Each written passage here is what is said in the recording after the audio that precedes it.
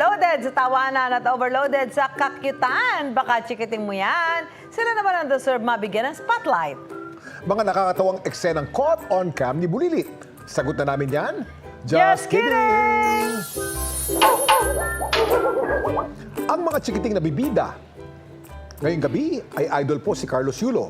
Gold din kaya ang kanilang mga video? Ah.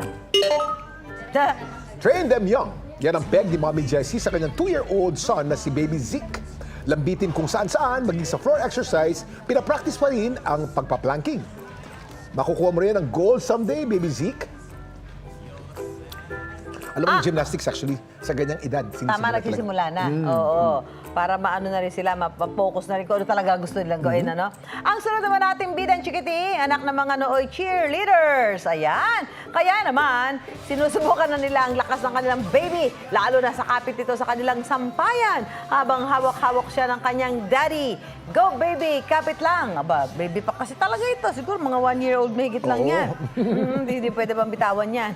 Ito naman ang ating pangatlong bidang chikiting. Mukhang may future din pagdating sa sports. Panoorin po natin. Lahat into ganyan. Gayang-gaya ni Baby Raiden ang ating golden boy na si Carlos Yulo. Mula sa paglagay ng pulbo sa kamay hanggang sa landing nito, steady lang daw. Maging sa pagsabit sa monkey bar ng kanilang sampaya at paggulong sa yoga mat. Mukhang all in si Baby Raiden. Ituloy mo lang yan, Baby Raiden. Malay mo, ikaw ang susunod mag-uwi ng gintong medalya. Konting tumbling na lang yan. Cute naman ito. Gandang bata. Ang ganda, yan, ba? Abay, di ba't masaya isama si Bagets kapag mamimili tayo ng grocery? Wala pinipiling lugar ang soon-to-be Carlos Yulo, raw na si Baby Azzy. Maging sa shopping cart kasi lumalambitin siya. Kaya naman nakikita na raw ni Mami Fer ang potential ng kanyang tikiting pagdating sa gymnastics. I-add to cart na yung pangarap na yan, Mami Fer. Lahat talaga ngayon, ganyan na. Tapos landing. Landing. Landing na maayos.